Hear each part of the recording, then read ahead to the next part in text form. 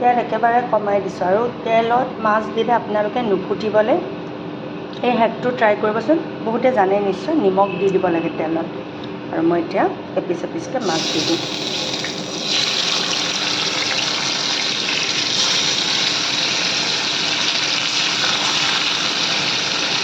আৰু মাছটো যিহেতু অইলটো বেছি, মই বৰ বেছি সময় নাভাজোঁ। ইয়াত দিম হালধি, আৰু এয়া দেখিছে নহয় কিমান তেল ওলাইছে মাছটোৰ পৰা। এতিয়া মই 5 মিনিটমান সময় ভাজিলোঁ, উঠাই ল'ম এতিয়া। দেখিছে নহয় মাছটো মই উঠাই ল'লোঁ। এতিয়া তেলটো পূৰা ওলাইছে, সেই তেলতে মই পিঁয়াজখিনি দি দিম।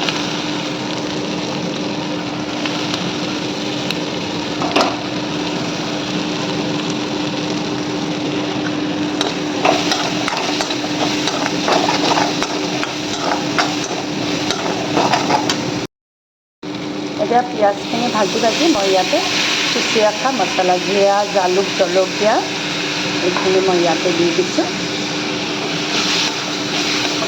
আৰু ভাজিম। মছলাৰ পৰা তেল বিৰিঙি উঠিছে। এতিয়া মই আলুটো দি দিম। আলুটো একেবাৰে অপশ্যনেল হয়, আপোনালোকে নিদিবও পাৰে। অকল পিঁয়াজেদি এনেকৈ মছলা দি বনাব পাৰে। আলুটো একদম অপশ্যনেল হয়। ইয়াতে মই দিলোঁ এতিয়া পানী, আৰু ধুনীয়াকৈ উতলি আছে। এতিয়া মই মাছখিনি ইয়াতে দি দিম।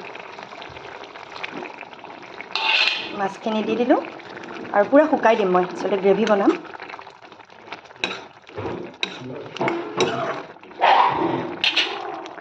মোৰ বাচা মাছৰ জালুকীয়া হৈ গ'ল।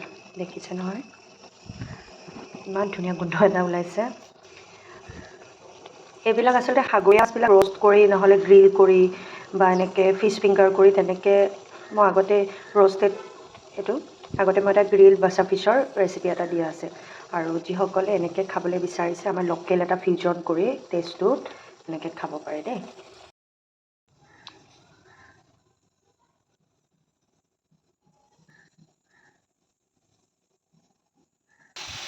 এয়া চাওক, মোৰ বাচা মাছৰ জালুকীয়া ৰেডি।